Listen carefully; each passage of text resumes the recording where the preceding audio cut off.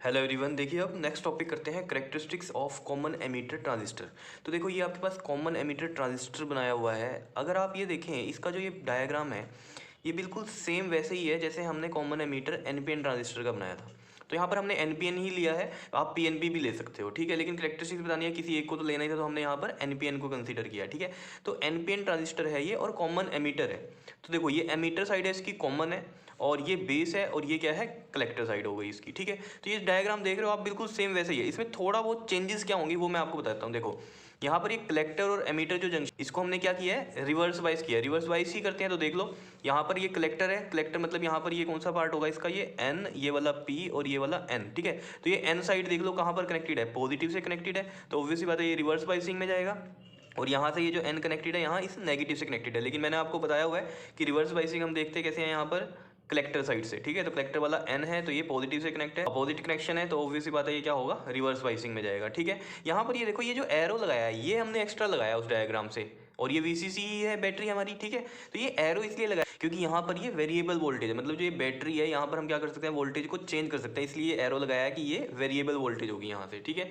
Same चीज़ यहाँ पर देखो ये इनपुट साइड होती है हमारी, ये वाली कलेक्टर वाली साइड कौन सी होती है, आउटपुट साइड होती है। तो ये देखो ये इनपुट वाली साइड है जो ये बेस वाली साइड है यहाँ पर, क्योंकि देखो एमीटर तो कॉमन हो गया ना, ये इनपुट में ना ही आउटपुट में, दोनों साइड जा रहा है ये तो, ठीक है। तो इधर बचा बेस, बेस इनपुट वाला बोलेंगे और कलेक्टर इधर हम आउटपुट वाला बोलेंगे। तो देखो बेस वाली साइड क्या हो रहा है, जो यहाँ पर बेस और एमीटर है इसको हम क्या करते हैं, फॉरवर्ड बाइसिंग करते हैं। तो देख लो बेस क्या है यहाँ पर पी, पी को हमने प्लस से कनेक्ट किया है और इधर ये एन वाला हमने किससे कनेक्ट किया है, नेगेटिव से कनेक्ट किया है, तो ये किस में गया है, फॉरवर्ड बाइसिंग में, ठीक है। ऐसा ही करते थे हम। यहाँ पर भी देखो जो एक्स्ट्रा चीज़ है वो क्या है, ये एरो, ये एरो भी यहाँ मतलब क्या हो गया, ये वेरिएबल वोल्टेज, यहाँ पर जो ये बैटरी है ये जो वोल्टेज देगी इसको हम चेंज कर सकते हैं, ठीक है, इसलिए ये वेरिएबल वोल्टेज है और ये साइन भी वेरिएबल का ही होता है जो एरो डालते हैं हम, ठीक है।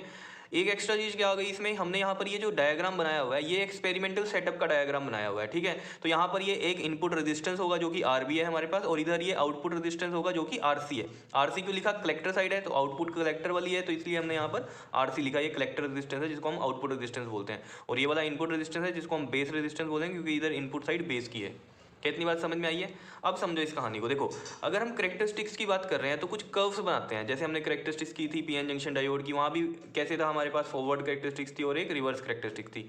तो यहाँ भी करेक्टरिस्टिक्स में हमारे पास इनपुट करेक्टरिस्टिक्स होंगी और एक आउटपुट करेक्टरिस्टिक्स होंगी, लेकिन इनपुट वाली को ही हम क्या बोलते हैं, फॉरवर्ड करेक्टरिस्टिक्स, और आउटपुट वाली को क्या बोलते हैं, हम रिवर्स करेक्टरिस्टिक्स। ये चीज़ आपको पता होनी चाहिए, ठीक है। तो यहाँ पर भी जो करेक्टरिस्टिक्स हैं वो क्या है, कर्व्स ही हैं, और वो कर्व्स किस किस के बीच में होंगी, वोल्टेज और करंट के बीच में होंगी, ठीक है। तो इन वोल्टेज और करंट की कुछ रीडिंग्स भी चाहिएंगी हमें, तो वो हम कैसे पता कर सकते हैं, उसके लिए हमें एमीटर लगाने पड़ेंगे और वोल्ट मीटर लगाने पड़ेंगे। तो यही काम यहाँ पर हो रहा है। देखो जरा, अब यहाँ आउटपुट में हम यहाँ पर एक क्या करेंगे, यहाँ पर इस साइड एक एमीटर लगा देंगे, ठीक है। ये एमीटर क्या करेगा, रीडिंग नोट करेगा किसकी, कलेक्टर करंट की, ठीक है। और ये जो कलेक्टर करंट होता है ये हमारे पास मिली एम्पियर में होता है, ये बात आपको पता होनी चाहिए। क्यों, क्योंकि कलेक्टर करंट ज़्यादा होता है एज कम्पेयर टू अगर हम बेस करंट की बात करें, ये तो पता ही होगा। क्योंकि बेस साइड क्या होता है, 5% इलेक्ट्रॉन ही सिर्फ कंबाइन होते हैं, 95% सारे कहाँ जाते हैं, कलेक्टर में जाते हैं। तो यहाँ पर ये करंट कम रहता है और ये कलेक्टर वाला ज़्यादा रहता है, इसलिए ये मिली एम्पियर वाला एमीटर, ठीक है। तो इसको हम यहाँ पर मिली एमीटर बोलते हैं क्योंकि ये किस में मेजर करता है, मिली एम्पियर्स में मेजर करेगा ये, ठीक है।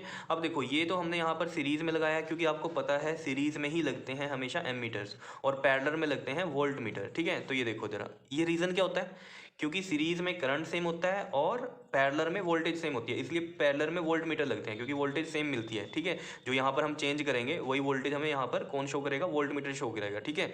तो देखो यहाँ पर हम क्या करेंगे, एक वोल्ट मीटर लगा देंगे जो कि हमारा पैरेलल में, देखो इस बैटरी के साथ ये पैरेलल में है वोल्ट मीटर, क्योंकि जो हम यहाँ पर चेंज करेंगे वोल्टेज वो यहाँ पर हमें रीडिंग मिल जाएगी, समझ रहे हो ना। और सीरीज में एमीटर लगा दिया, ठीक है, जो भी यहाँ पर रीडिंग्स होंगी वो नोट हो जाएंगी कलेक्टर करंट की, ठीक है।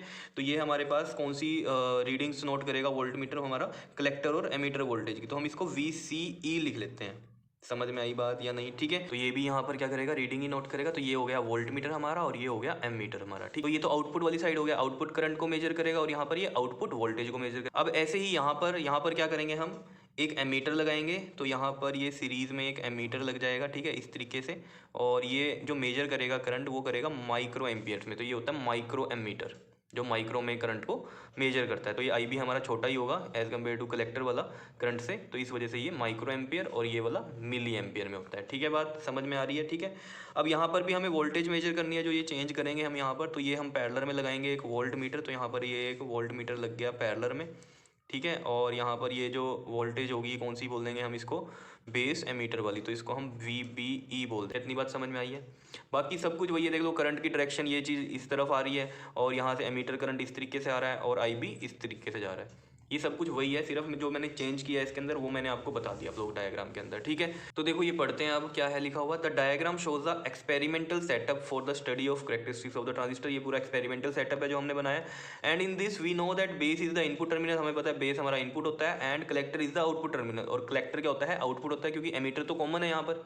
समझ में आई बात। तो दो टाइप की कैरेक्टरिस्टिक्स हैं, there are two types of the characteristics. पहली कौन सी है हमारे पास, इनपुट कैरेक्टरिस्टिक्स, और इनपुट कैरेक्टरिस्टिक्स को ही हम क्या बोलते हैं, फॉरवर्ड कैरेक्टरिस्टिक्स बोलते हैं, ठीक है। तो ये चीज़ आपको याद रहनी चाहिए, ठीक है। अब देखो ये इसमें वेरिएशंस जो होंगी वो किसके बीच में होंगी, तो ये लिखा हुआ है it is a variation of base current, base मतलब इनपुट करंट। देखो इनपुट कैरेक्टरिस्टिक्स है तो किसके बीच में होंगी, इनपुट वोल्टेज और इनपुट करंट के बीच में होंगी। इनपुट करंट क्या है यहाँ पर हमारे पास डायग्राम में देख लो, बेस करंट इनपुट है, और इनपुट वोल्टेज कौन सी है हमारी, ये VBE वाली है, ठीक है। तो इनका वेरिएशन होगा। तो पहले तो ये पता चल जाना चाहिए आपको ग्राफ किसके बीच में बनेगा, बेस करंट और बेस एमीटर वोल्टेज के बीच में, क्योंकि ये इनपुट करंट और ये हमारी इनपुट वोल्टेज है। तो यही लिख रखा है it is a variation of the base current with the base emitter voltage and keeping the collector emitter voltage to be fixed. और जब हम ये वेरिएशंस लेंगे तो हमें क्या करना है, कलेक्टर एमीटर वाली जो वोल्टेज है ये वाली, ये फिक्स रखनी है। मतलब क्या है, इसको फिक्स रखेंगे, मान लो ये 2 वोल्ट पे हमने फिक्स कर दी, ठीक है। और उसके बाद फिर यहाँ से हम वोल्टेज बढ़ानी शुरू करेंगे, फिर हम रीडिंग नोट कर लेंगे यहाँ पर किसकी, वोल्टेज की भी और इसकी करंट की भी, और उसके अकॉर्डिंग हमारी ये कर्व्स आ जाएंगी, ठीक है। लेकिन यहाँ पर ये चीज़ हम फिक्स करेंगे, ठीक है। तो ये VCE हमें फिक्स करनी पड़ेगी इनपुट कैरेक्टरिस्टिक्स के लिए। तो देखो यही चीज़ यहाँ पर दिखाई हुई है। देखो जब हमने VCE को फिक्स कर दिया 2 वोल्ट पे, तो देखो धीरे धीरे हमने ये VBE बढ़ानी शुरू की और ये हमारा बेस करंट आ रहा है धीरे धीरे। समझ में आई बात, ठीक है। और जब हमने 4 वोल्ट पे VCE को सेट कर दिया, ये वाली जो VCC है या VCE है, इसको हमने जब 4 वोल्ट पे सेट कर दिया, तो देखो ये चेंज हो जाएगी हमारे पास। यहाँ पर अब हमें VBE भी थोड़ी बढ़ानी पड़ेगी, फिर ये IB करंट आएगा हमारे पास। क्या इतनी बात समझ में आई है या नहीं आई है बताओ। और ये फॉरवर्ड कैरेक्टरिस्टिक्स जो मैंने बोली आपको, इनपुट कैरेक्टरिस्टिक्स भी बोलते हैं इसको हम, ठीक है। तो आपको ये चीज़ समझनी है कि यहाँ पर ये बिल्कुल सेम वैसी चल रही है जैसे PN जंक्शन डायोड में थी हमारे पास। देखो ये यहाँ पर क्या होती है हमारे पास, ये नी वोल्टेज या थ्रेशोल्ड वोल्टेज, या हम इसको बैरियर वोल्टेज बोलते हैं, ठीक है ना। तो जैसे जैसे हम धीरे धीरे बढ़ाते हैं ये वोल्टेज, जैसे ही ये बैरियर वोल्टेज से ऊपर जाएगी तो उससे ज़्यादा करंट राइज होगा। यहाँ पर ये देखो ना, ये VBE हम क्या कर रहे हैं, बढ़ा रहे हैं बढ़ा रहे हैं बढ़ा रहे हैं। अब देखो ये VBB और VBE में कंफ्यूज ना होना, यहाँ से ये वोल्टेज हम बढ़ा रहे हैं तो रीडिंग VBE की आ रही है हमारे पास, ये ठीक है। बात एक ही है ये दोनों चीज़ें, ठीक। तो यहाँ से हम जब वोल्टेज बढ़ाएंगे तो यहाँ रीडिंग्स आएंगी ना, उसके अकॉर्डिंग करंट भी आएगा हमारे पास। तो ये वोल्टेज जब हम बैरियर वोल्टेज से ज़्यादा कर देंगे तो करंट राइज हो बेस में। समझ रहे हो बात को। तो यही चीज़ है जो आपको समझनी है। तो इसमें कोई मुश्किल वाली कहानी नहीं है, बिल्कुल PN जंक्शन डायोड वाली कैरेक्टरिस्टिक्स हैं, अगर आपको वो याद है उसी तरीके से चल रही है। बस यहाँ पर हमने क्या किया है, 2 केस लिए हैं कि जब VCE को 2 वोल्ट किया और जब VCE को 4 वोल्ट किया, देख लो सेम कर्व बन रही है, कर लोगे ये, ठीक है। इसी तरीके से हमारी आउटपुट कैरेक्टरिस्टिक्स हैं। आउटपुट कैरेक्टरिस्टिक्स कौन सी होती हैं, रिवर्स वाली, ठीक है। तो रिवर्स कैरेक्टरिस्टिक्स आपको पता है किस तरीके से बनती है। अगर मैं यहाँ पर उसको बनाकर दिखाऊँ आपको, ये VI characteristic of PN junction diode में इस तरीके से, तो इधर फॉरवर्ड वाली बनती थी और रिवर्स वाली इस तरीके से बनती थी, ठीक है। अब ये वाला जो पार्ट है, ये वाला जो पार्ट है, ये हमने सीधा करके रख दिया और कुछ नहीं है। अलग अलग बता रहे हैं ना, क्योंकि इसकी इनपुट वाली ये वाली बता दी और आउटपुट वाली ये वाली बतानी है, ठीक है। तो ये हमने ऐसे सीधा करके बता दी, ठीक है ना। अगर देखो ये जो यहाँ पर है आउटपुट कैरेक्टरिस्टिक किसके बीच में होगी, आउटपुट करंट और आउटपुट वोल्टेज के बीच में। आउटपुट करंट आपको पता है यहाँ पर कलेक्टर वाला है, और आउटपुट वोल्टेज कौन सी है, ये VCC वाली है, यानी कि ये VCE जो रीडिंग देगी वो वाली है, ठीक है ना। तो यहाँ पर देखो होता क्या है, हमें बेस करंट फिक्स रखना है और फिर हम यहाँ से वेरिएशन देंगे इस वोल्टेज को और फिर कलेक्टर करंट की रीडिंग्स नोट करेंगे, ठीक है। तो ये देखो जब हमने IB को फिक्स कर दिया 50 माइक्रो एम्पियर पे, ये क्योंकि माइक्रो में चलता है, ठीक है। तो माइक्रो में हमने जब इसको फिक्स कर दिया 50 पर, तब क्या हुआ, तब हमने जब VCE दी तो देखो ये कलेक्टर करंट इतना ही आया। समझ रहे हो बात, कम है कलेक्टर करंट जब हमने IB इतना फिक्स कर दिया।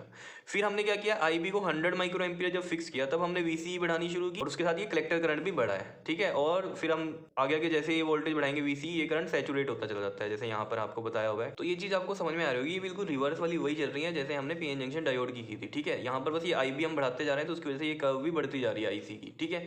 तो ये 100 माइक्रो एम्पियर पे ऐसे आई है कर्व, 150 पे फिर और ज़्यादा कलेक्टर करंट बढ़ जाएगा और फिर IB जब हम 200 माइक्रो एम्पियर कर देंगे तो देखो कलेक्टर करंट कितना बढ़ गया, उसके बाद वो सैचुरेट होता जा रहा है, ठीक है। तो यही कर्व्स अगर यहाँ पर बनाते हैं आप, यहाँ पर किस तरीके से बन जाते, तो यहाँ पर तो ये जो PN जंक्शन डायोड में हम ये वाली जो बनाते थे, ये तो हम रिवर्स ब्रेकडाउन वोल्टेज से आगे के लिए करते थे कि रिवर्स ब्रेकडाउन वोल्टेज से भी हमने आगे वोल्टेज बढ़ा दिया तो ये क्या होगा आपका ब्रेकडाउन हो जाता है, ठीक है। तो हमें इसमें इतना ही पार्ट बनाना है। अगर मैं यहाँ पर आपको बनाना सिखाऊँ, ये देखो इस तरीके से बनेगा, ये आपके पास ये आया आपके पास, ठीक है। ये क्योंकि ये हमारे पास यहाँ वोल्टेज होती है और ये वाला करंट होता है, तो वोल्टेज बढ़ा रहे हो आप तो करंट इतना बढ़ा, फिर आगे क्या होगा, मान लो ये आपने IB कितने पे दिया है, ये 50 माइक्रो एम्पियर पे दिया है, फिर आगे आपने 100 पे बढ़ा दिया, तो 100 पे क्या होगा, ये कलेक्टर करंट बढ़ेगा और ये वोल्टेज आप बढ़ाते रहोगे, ये सैचुरेट हो जाएगा, ठीक है ना। फिर आगे अगेन ऐसे ही होगा, ये IB बढ़ेगा आपका, ये IC बढ़ेगा। क्यों बढ़ेगा, क्योंकि आपने क्या किया है, IB को बढ़ा दिया 150 तक, तो 150 तक कर दिया तो ये इस तरीके से जाएगा। फिर अगेन ये IC बढ़ेगा ये IB पे, क्योंकि IB आपने अब यहाँ पर कितना कर दिया, 200 कर दिया। समझ रहे हो बात को। तो इस तरीके से अगर आप बनाना चाहोगे तो ये इस तरीके से भी बन जाएगी आपके पास। समझ रहे हो बात को, आइए बात समझ में, ठीक है। क्योंकि हमने ये रिवर्स ब्रेकडाउन वोल्टेज से पहले पहले की वोल्टेज पे काम किया है इसमें, ठीक है ना। और यहाँ पर ये वाली जो चीज़ बन रही थी ये उससे आगे की बात हो रही थी, क्योंकि अगर यहाँ पर मैं आगे बनाता इसमें कि रिवर्स वोल्टेज हम क्या कर रहे हैं और बढ़ाते जा रहे हैं, तो क्या होगा, तो एक टाइम पे आगे क्या होगा, ये बढ़ा रहे हैं बढ़ा रहे हैं बढ़ा रहे हैं, तो क्या होगा, ये ब्रेकडाउन होगा और ये लार्ज फ्लो कर जाएगा करंट, ठीक है। तो ये वाली चीज़ तो हम बना ही नहीं रहे हैं यहाँ पर, सिर्फ मैंने ये आपको बताया कि ये इस तरीके से बना के दिखा दिया हमने यहाँ पर रिवर्स कैरेक्टरिस्टिक्स। बना आप इसमें भी सकते हो, क्योंकि आपको ऐसे आदत होगी इधर बनाने की, क्योंकि यहाँ पर हमारी फॉरवर्ड कैरेक्टरिस्टिक्स बनती हैं इस वजह से, ठीक है। तो यहाँ पर भी इस तरीके से आप इसमें बना सकते हो। आई समझ में ये आउटपुट कैरेक्टरिस्टिक्स, इनको हम क्या बोलते हैं, रिवर्स कैरेक्टरिस्टिक्स भी बोलते हैं। तो ये चीज़ आपको बहुत अच्छे से समझ में आ जानी चाहिए, ठीक है। तो ये लिख रखा है यहाँ पर, it is the variation of collector current IC with the collector emitter voltage VCE और IC के बीच में होंगी ये variations, and keeping the base current to be fixed, और बेस करंट यहाँ पर फिक्स रखेंगे हम, ठीक है। बेस करंट यहाँ फिक्स कैसे रहेगा, ऑब्वियस बात है, वोल्टेज फिक्स करेंगे तो करंट भी फिक्स ही रहेगा यहाँ पर। समझ रहे हो ये बात, ठीक है। अब उसके बाद देखो यहाँ पर जो रेजिस्टेंस है, ये जो इनपुट रेजिस्टेंस था ये वाला जो RB और आउटपुट रेजिस्टेंस RC, इनकी वैल्यूज हम कैसे फाइंड आउट कर सकते हैं। देखो R का फॉर्मूला क्या होता है, R का फॉर्मूला होता है V/I। अभी अगर RC है, ये कौन सा है, मतलब आउटपुट करंट है, तो यहाँ पर कौन सी वोल्टेज होगी, आउटपुट वोल्टेज होगी, और आउटपुट ही करंट होगा। और अगर RB की हम बात कर रहे हैं तो ये इनपुट रेजिस्टेंस है, इनपुट रेजिस्टेंस है तो इनपुट ही वोल्टेज होगी और इनपुट ही करंट होगा। तो हमें पता है, अगर जैसे हम बेस की बात कर रहे हैं, ठीक है, बेस क्यों लिखा, क्योंकि ये इनपुट रेजिस्टेंस है और इनपुट हमारा यहाँ पर बेस है। तो RB input resistance is equal to में क्या होगा, वोल्टेज अपॉन में करंट, और वोल्टेज कौन सी है यहाँ पर इनपुट वाली, VBE है, और करंट कौन सा है यहाँ पर इनपुट वाला, IB है। यहाँ डेल्टा क्यों लगाया है, कि यहाँ पर VBE क्या है हमारे पास, वेरिएबल है, तो ये वेरिएबल वोल्टेज है, तो ऑब्वियस सी बात है ये IB भी हमारा चेंज ही रहेगा, क्योंकि वोल्टेज चेंज करने से करंट भी चेंज होगा, ठीक है। तो ये RB की वैल्यू आ जाएगी हमारी यहाँ से V/I, दैट इज VBE/IB, और ये डेल्टा क्या है, change in voltage due to that change in current. और VCE क्या रहेगी, कांस्टेंट रहेगी, VCE हमारी कांस्टेंट रहेगी, ठीक है। ऐसे ही हम आउटपुट रेजिस्टेंस की बात कर सकते हैं, दैट इज RC क्यों है, क्योंकि कलेक्टर के लिए हम बात कर रहे हैं, क्योंकि कलेक्टर यहाँ पर आउटपुट है, इस वजह से RC that is output resistance, ठीक है। तो इसके लिए क्या होगी, वोल्टेज अपॉन में करंट, कौन सी वोल्टेज, आउटपुट वोल्टेज और आउटपुट करंट। तो आउटपुट वोल्टेज यहाँ कौन सी है, VCE है, और ये जो IC है ये कौन सा करंट है हमारा, आउटपुट करंट है, दैट इज कलेक्टर करंट। और यहाँ पर भी ये डेल्टा VCE है, मतलब क्या है, चेंज इन वोल्टेज, और ये चेंज इन करंट है डेल्टा की वजह से, ठीक है। अब थोड़ी सी बात यहाँ समझ लो, ये जो IB हम बढ़ाते जा रहे हैं तो कलेक्टर करंट भी बढ़ता जा रहा है। इसका रीजन क्या है, देखो हमें पता है IE इज इक्वल टू क्या होता है, IB प्लस में IC होता है, ठीक है ना। तो देखो आपको पता है IB प्लस में IC है, अगर IB कम है, समझो इस बात को, ठीक है, तो IC भी क्या रहेगा, कम रहेगा। और अगर IB ज़्यादा होता जा रहा है, अगर यहाँ पर ही देखो IB ज़्यादा होता जा रहा है, तो ऑब्वियस सी बात है IC भी ज़्यादा होगा, क्योंकि IB तो देखो 5% ही रख रहा था, ठीक है ना। तो अगर 5% में ही वो इतना ज़्यादा होता जा रहा है, तो ऑब्वियस सी बात है कलेक्टर पे भी जो 95% जा रहे हैं वो भी बढ़ते जा रहे होंगे, ये नॉर्मल सी बात है, ठीक है ना। तो IB की रेशियो में ही IC चलता है हमारा, ठीक है ना। IB बढ़ेगा तो IC भी बढ़ेगा, और IB घटेगा तो IC भी घटेगा, ये चीज़ आपको ध्यान में रहनी चाहिए, क्योंकि 5% यहाँ पर बेस में चलते हैं जो इलेक्ट्रॉन कंबाइन होते हैं, और 95% कलेक्टर में मर्ज होते हैं। तो आप 5% अगर हम यहाँ कह रहे हैं मर्ज हो रहे हैं, ठीक है, और वो मान लो कितने हैं, 5 हैं, और 95 यहाँ हो गए, ठीक है। तो अगर ये रेशो बढ़ेगी, अगर ये 10 होगी, अगर डबल होगी, तो ये 95 वाली भी तो यहाँ डबल होगी ना।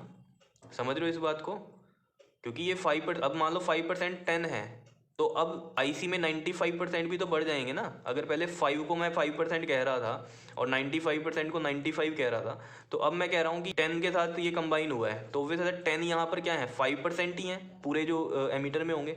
तो ऑब्वियस है 5% अगर ये मैं 10 को बोल रहा हूँ, तो यहाँ पर 95% भी तो ज़्यादा हो जाएंगे ना। जैसे इस चीज़ को ऐसे समझ सकते हो आप, जैसे मान लो टोटल 100 इलेक्ट्रॉन्स हैं, इसके 5% कितने बनेंगे हमारे पास, 5 ही बनेंगे, ठीक है। और 95% 95 बनेंगे। अब मान लो 200 है टोटल, तो इसके 5% कितने बनेंगे, इसके 5% कितने बनेंगे, 10 बन जाएंगे, और इसके 95% कितने बनेंगे, 190 हो जाएंगे। समझ रहे हो ना इस बात को, ठीक है। तो ऑब्वियस ही बात है, ये चीज़ अगर ये चीज़ बढ़ रही है तो ये चीज़ भी बढ़ रही है, मतलब ये कलेक्टर वाली थी, ये बेस वाली थी, तो बेस करंट इन्हीं की वजह से आ रहा है। तो बेस करंट में अगर ये चीज़ हम कह रहे हैं कि बढ़ रही है, तो ऑब्वियस बात है बेस करंट बढ़ रहा है, और यहाँ से ये ऑटोमेटिकली फिर कलेक्टर करंट भी बढ़ेगा, क्योंकि टोटल तो यहाँ से चल रहा है ना, उसका 5% और 95% की बात हो रही है। चीज़ें समझ में आई हैं, ये मैंने एमीटर के लिए बनाया, अगर यहाँ है तो 5% यहाँ जाता है और 95% 5% यहाँ जाता है, उसके अकॉर्डिंग करंट आएगा। अगर 200 है तो वो ज़्यादा ये बेस करंट पे 5% यहाँ रहेगा और 95% यहाँ रहेगा, तो उसके हिसाब से ये चीज़ हुई। तो अगर ये बेस करंट बढ़ेगा तो फिर ज़्यादा कलेक्टर करंट भी बढ़ेगा ना। उसका रीज़न ये है ना, क्योंकि पीछे से ही ज़्यादा आ रहे हैं सब कुछ, तो इस वजह से यहाँ हमने कहा कि बेस करंट अगर बढ़ रहा है तो कलेक्टर करंट भी बढ़ता रहेगा। क्लियर हो गई होंगी ये चीज़ें। इनपुट रेजिस्टेंस भी आपको क्लियर हो गया, आउटपुट रेजिस्टेंस भी। आउटपुट रेजिस्टेंस में यहाँ आई भी कॉन्स्टेंट रखना है, फिर हम आरसी की वैल्यूज़ निकालेंगे। क्या इतनी बातें समझ में आई हैं बताओ? ठीक है जी, तो इसको अच्छे से नोट कर लो, दिख रहा है ये सभी को? ठीक है, इधर से भी नोट कर लेना अच्छे से, ये करेक्टरिस्टिक्स इनपुट वाली है हमारी। ठीक है, और ये डायग्राम भी अच्छे से बना देना। समझ में आई बात? ठीक है, तो ये थी हमारे पास common emitter transistor characteristics. Okay जी, थैंक यू।